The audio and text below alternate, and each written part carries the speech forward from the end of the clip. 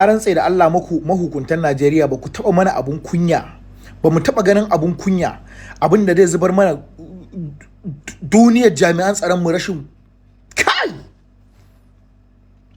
Wayannan yaran da aka saka aka kama a Kebbi, ana maganar cewa ai sojoji ne da 'yan sanda da waye suka shiga, kamar yadda naji gwamna iya faɗa, sun je sun karɓo yaran nan kaza kaza, an samu wani bayanan sirri, an yi kaza an yi kaza. A daren nan muka ga bidiyon cewa an saki yaran nan, sai ga 'yan ta'adda sun saki wani bidiyo suna maganan ƙarya ne, sojojin Najeriya da gwamnati ta kasa karɓan ku, mun sake ku ne bisa wasu yarjejeniya da aka yi. Jama'a da Allah kalli wannan bidiyon.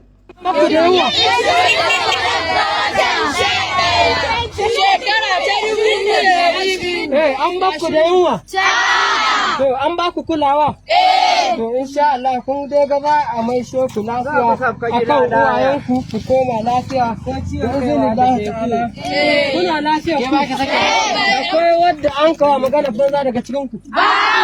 Duka cikin lami lafiya ko? To insha Allah ga mu dai insha Allah mu din ne ne insha Allah za a bashe ku ta kan sulhu a zama lafiya. Ku koma lafiya. Ƙarfi bai anshe ku ba. Jirgi nawa ya taho a gidan? Ba mu san iyaka. Kun san iyaka? To insha Allah kun daga gwamnati ta kasa an saka ko? A zalama an ka zo za a amshe ku akan ta magana da manya da komi ko? To insha Allah masha Allah za salamu. Karfa mutum ya ce ai ƙarya ne waɗannan yaran ba su bane yaran. Barin tabbatar muku. Ku kalli wannan wajen da na muku stop. Ku kalli rigar yarinyar nan mai zane-zane a ciki. Ku kalla da kyau. Ku kalle ta anan. Ga su nan bayan an karɓo su an musu bidiyo. Kun tabbatar wannan yarinyar mai wannan riga ita ce a nan wajen ko? Rigar da ke jikin ta ba da canja ba. Jama'a wannan irin abun kunya ne. Yanzu ku kuna tunanin har za ku yi wani abu boyayye da dan ta'adda wanda ba zai fito ya tona muku asiri ba, saboda dama kallon mutumin kirki kuke mai. Kuna mai kallon dan amana ne. Kash.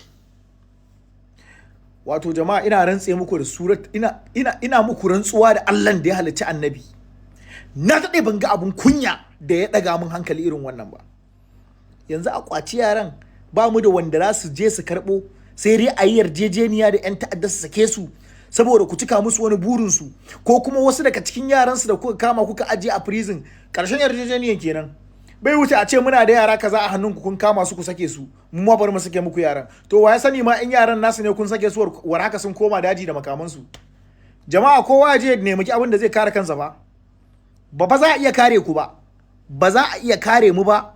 Ba za a iya tsare rayukanmu ba. Ba za a iya tsare dukiyarmu ba. Ku tashi ku je ku mallaki makami yadda gwamnatin ta ce tana da dama, ta ba da yadda zaka mallaki abin da zaka kare kanka. Ku tashi ku je ku mallaki abin da za ku kare kanku. Ina muku rantsuwa da Allah, gwamnatin Najeriya ba za ta iya kare rayukanku da al'ummarku ba. Ƙarya ne.